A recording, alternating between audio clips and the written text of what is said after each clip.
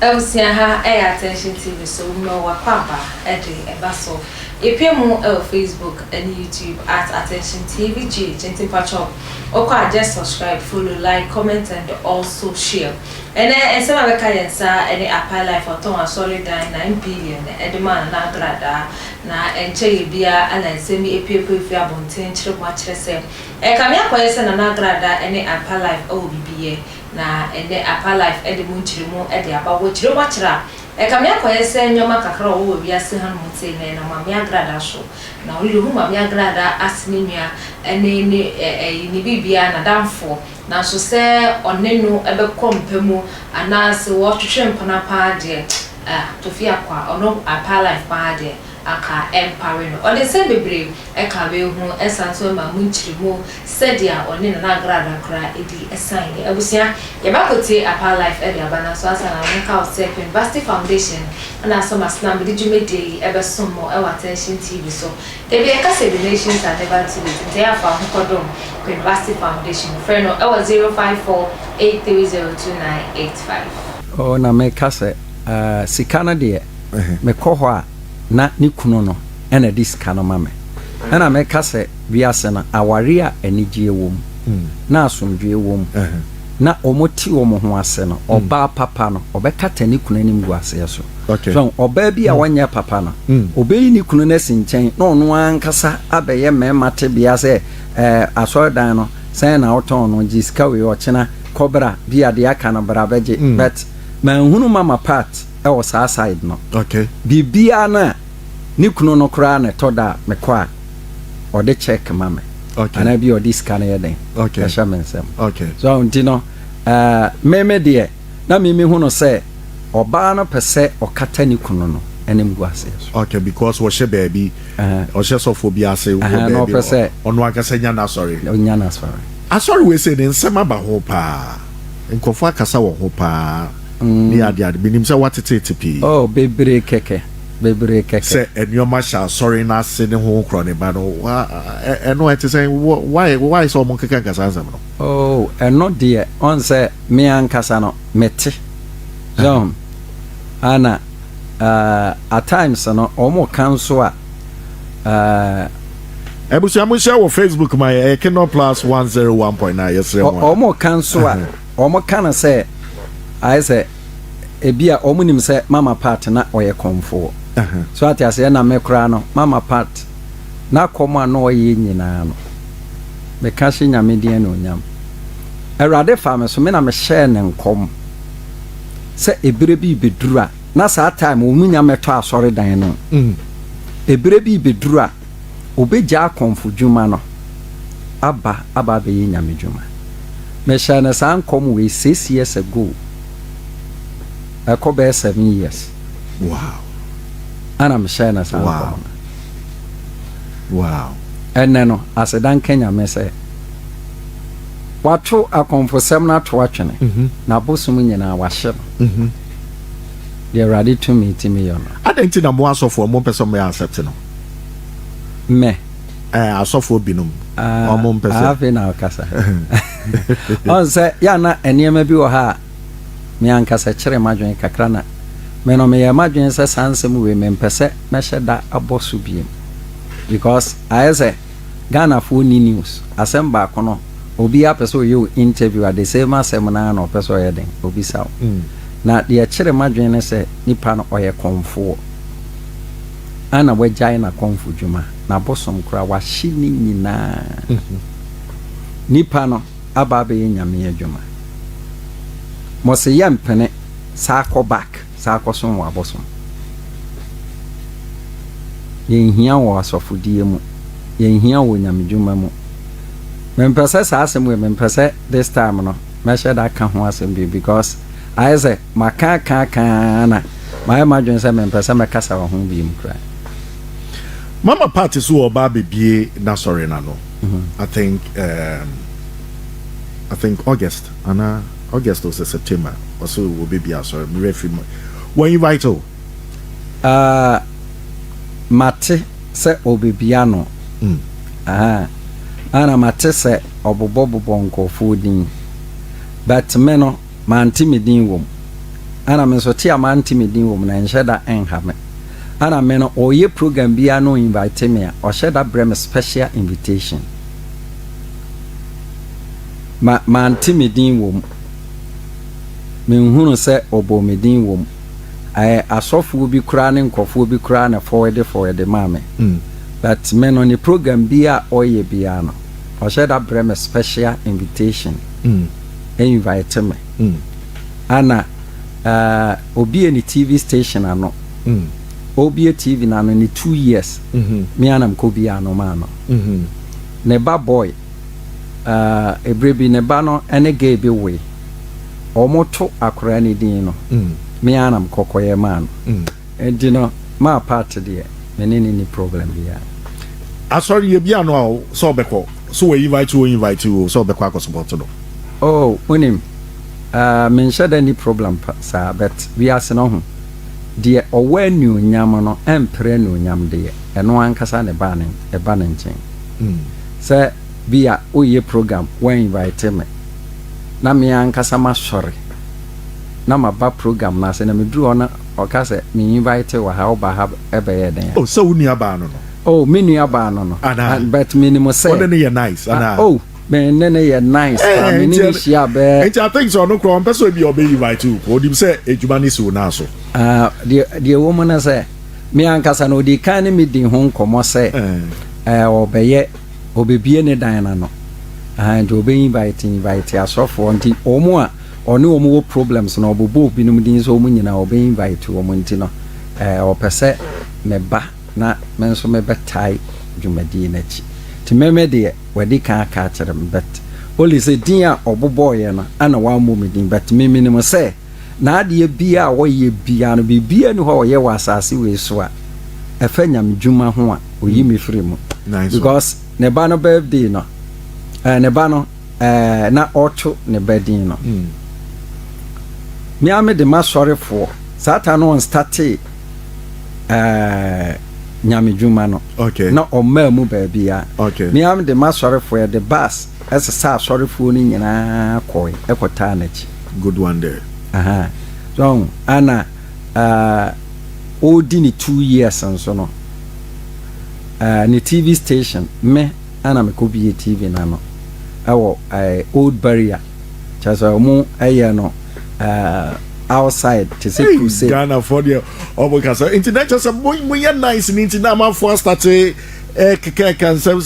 we did wo bibi ye no and so you have it that me vo you have it ma theater akora na me no ade akrama hu a oposu no okra de hu anu abu na ni chie keke that say hey so the woman say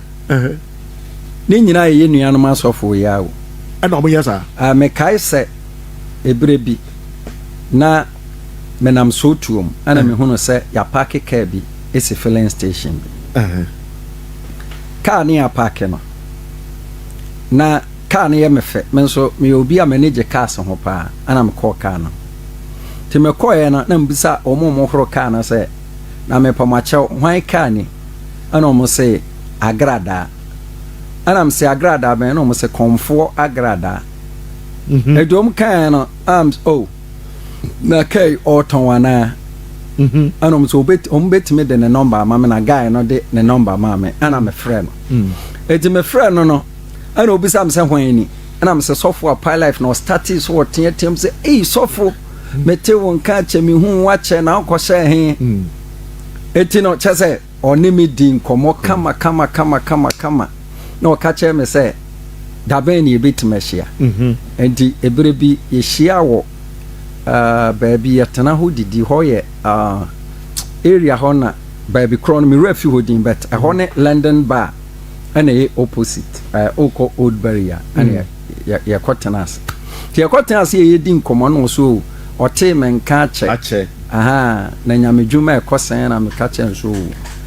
this stand ye men call radio so to say first because e bo no mo je no e do ni me e din komo na no na o ka che me se say no ade ba moa ana me hia namzo jese me bisa radio phone sika o mogena te me bisa ye na ana o chere me say opeso otua sika no e ma me one person otua sika no ma na Agradaa mama part said the bear unime and unime Juman Sua Yame Edeme and Utia 100 million emame. Wow. And I'm the radio program no. Ana me nam for software be a kame hono me bo o mama ne eti o tiny nyina no na hyase eno no minim se o te de me kan ase a wati ase John se o mo nti ase se nipa no etumi ekuku sika onya me mpena onya me bibia de be nti na wa peja se sika no de ama me se me mfa se sika no enko na me mfa ko radio so enko na me nko preach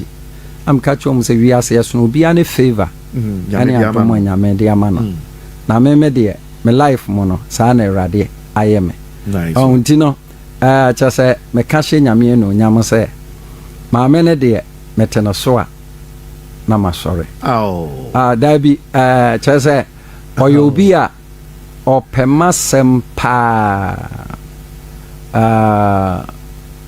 me niema bibire wa brabo mu a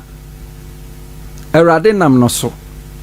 aboa me wokwan bibire so enye we nko a bon ana onim adom a ewo mi mu onim se ne dan a wasisi nyina no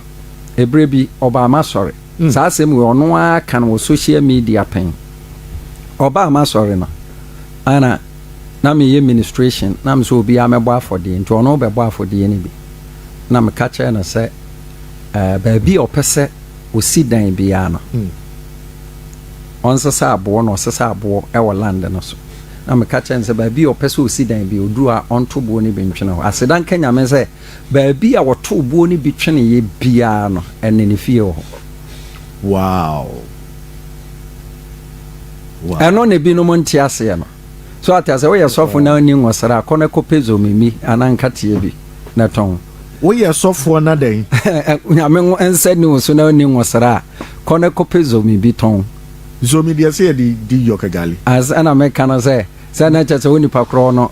chacha wa fumu nyame kwan wa mane afi zo mi na se na se ni no dia yemani bia so obefa se no so obefa ni no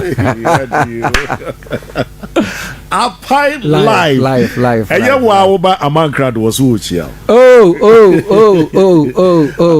Amankrado de oye me padi pa o. Was wo chia. Ai Pink FM. Amankrado your friend say US. Ai Pink FM so Amankrado kra no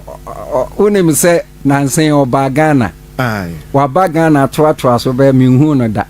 As of first me hu na che papa okay just a woody no ba hu na che na ono na ye me internet from a top radio okay ana oba Pink FM okay it oba Pink FM no na che so ono na ni program bia no na ye me interview oh nice wo ti o live wo fine also wo ti am me so me jena so pa again ma che se na say what starting read stars ni ade and no si mu da we on say we are say no bia ne na dom ene na chede me say wade bi yera na wonhu no a metima kyerɛw ade kra yera no ba bi ewo me read wo star okay sa wo braso sa wo ware na sa ware na kwan asia ba bi a ho kafo wo bi a metima twena bro ana metima kyerɛw ba bi wo eno ho be na wo de twen aba no okay me kasa mi wia na ya ba no so okay wo ye adwuma bi na nya wo adwuma no no me metima kyerɛw adwuma wo ya ebebo okay se ohun nipa bi wa kwantum na ate na nka che so awu so otiase oba metima ka kyerɛw edino se ya kase obi register on se wiase yewo shebre ani yawo ebisa ani yawo nkrabia onipa bia o ba asase we so a one onyankopon a obo wo ba wiase no nyame no obekra nyankopon se mepese me ba asase so yeah osi bia bra krobi te se Ghana basoye krobi ewu Kumase was South interest or penny be a friend of Kwakubuatin. na wakyerɛ no sɛ bi a meba no asase so a meba no adwuma a mepɛ sɛ meyɛ ni nti obi eba a ɔde ne hyɛbrɛ ɔde ba eti asante kasɛm yɛka asɛm bi sɛ nipa no de ne hyɛbrɛ na ɛbɛyɛ bɛt nipa bi na ayɛ ne asesa no eti yɛ onipa ni bebree wɔ hɔ ɔma da bɛte a adwuma a ɔyɛ no nyɛ n'adwuma no no but woba me nkyɛn mɛtumi akyerɛ wɔ adwuma a ɔyɛ bɛboa agya media na am I on course ɔsɛ w'adwuma a woyɛ no memeni wo no for long time adwuma wei a na ayɛ na mehu no sɛ adwuma no ɛmmoa wa nka wogyae to hɔ no nka akyɛ anamboa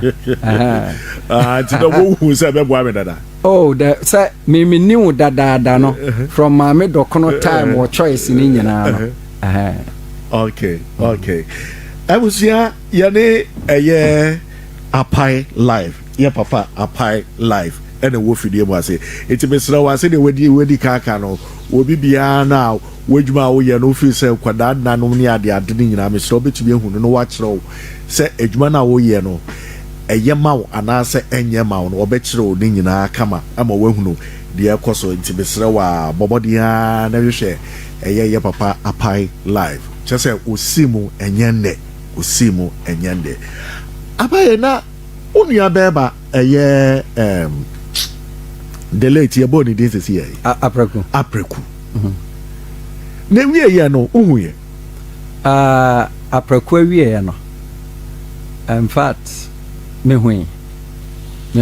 na ba ne say na ko ba ne sa because apreku my daughter na beboa the late apreku my daughter obeji din enwo wiase na afidie the way anyoma sikoye no na ahom te kakra manhu onim apreku yi obi a na ɔmpɛ futu me life mo no since I wo me no mo nsa da me no mo joto da me life mo no sɛ me ko disco ana me bo akohwibra bi nyame adom ɛno de out because of nyame somo a yɛde tete me from me mofra senti na apreku ekoduru stage bi a chasa apreku kodane korinsani a ebi a eduru time bi a mitimi tu no foa ebre bi sei menene kohyia akaso a baabi yɛkɔtena hɔ ani ekodidi and yɛkɔ hɔ no na yɛkɔ no so ma di ka kyɛnsa no on stop ensa no saa tam kra no watu kwan kroni din na mmerɛ fi sɛ Cameroon sɛ Gambia otu kwan ana ɔbaeɛ to ɔbaeɛ no wayɛ kama etimani agye yɛhyia yɛkora no afi yɛtete hɔ de mhu ya ne sɛ apreku na obi amana ɛnom nsa ɔbaeɛ no wayɛ kama no apreku akɔnom nsa ma mekaeɛ no kora hɔ no ne bufuri paa ti me decide sɛ menka na asɛm bi ti memete de asie no kyɛ sɛ merɛ hɔ but untimi nya ho hwɛ ejana oyɛ the real man of God anameboa apreku apreku ɛyɛ obi a nyame nsa na wɔ apreku so no thank you na eba ne nsa nyankopɔn betumi ɛdɛ na ɛbɛba paa ma nyankopɔn dipa ebetumi ago da astray a ontumi ntene no like ɔkyea kakra da apreku deɛ am sɛ anase de bia ya na nkofo ka se enwosra tumi efiri wo so mete se asofo ne pi ka se wo asode ba wo so too much Nyankopɔn to be ye ne nwosra efiri wo so ma wo ye de opɛ wo se bibisa de eto anse apreku se no me hu no se na ɔmpɛ futu so niama bebre ho a nipa no wawu awie enya afi na me ba ka na kyira asɛmbɔne but me no me ya madwen sɛ mɛboa no wɔ kwan bebree so na eniema bi a otomu sini ɛwɔ nyamedwuma mu no saa niema no watima ayɛ den agyae enso saa niema ni nyinaa no apreku ntima anyai saa niema ni nyinaa apreku ntima anyai because ensa wie no me nena kasai eduru time bi na me hu no sɛ wagyae a mihia na kyase I'm very happy say minua sofo no adeɛ bi a wɔyɛ bi a ɛmfra ɛyɛ wiase nneɛma Ebusia Apae live in Chiremu wode abrɛ Ghanafoɔ ɛfa sɛ Ghanafoɔ bi ne mu ɛkeka ɛwɔ abɔnten sɛ wɔne Nana Agradaa na sama part ɛwɔ bibiyɛ no ɔno deɛ ɔsɛ da bida ɔni mama part ɛne hwee ɛyɛ na firi sɛ ɔno deɛ ɔhu no asenadamfo na ɛkame akora akora sɛ mama part deɛ waboa ne papapa ɛwɔ ababroma ha ana mede social media trends ebesi Attention TV so makra me that